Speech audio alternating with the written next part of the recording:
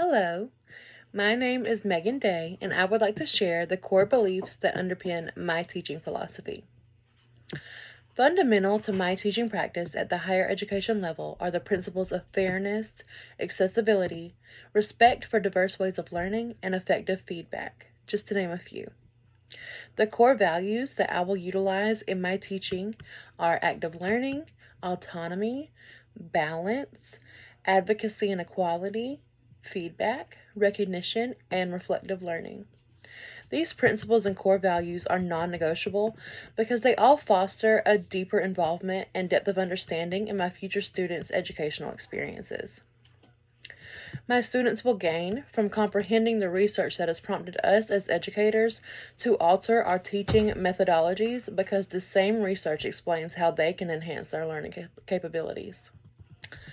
To create a positive and engaging learning atmosphere in both traditional classrooms and online courses, it is essential for educators to convert the classroom into a learner-centered environment that empowers the students to exert genuine control over their educational journey and motivates them to make crucial decisions regarding their learning objectives and methods. It is our duty as their educators to facilitate their understanding of these shifts and guide them in adapting to this new learning environment. It is inherently human for our students to seek an understanding of the reasons behind these changes and the implications that these changes will have on their educational journey.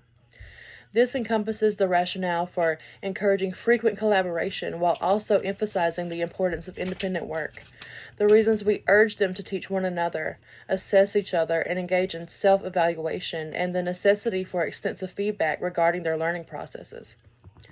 We must consistently assist them in understanding the reasons for these changes that we are advocating, thereby fostering a deep involvement in their educational experience. One of the responsibilities as a teacher in higher education is to consider the context of their learning discipline or their area of expertise, as well as to demonstrate their enthusiasm and passion for it.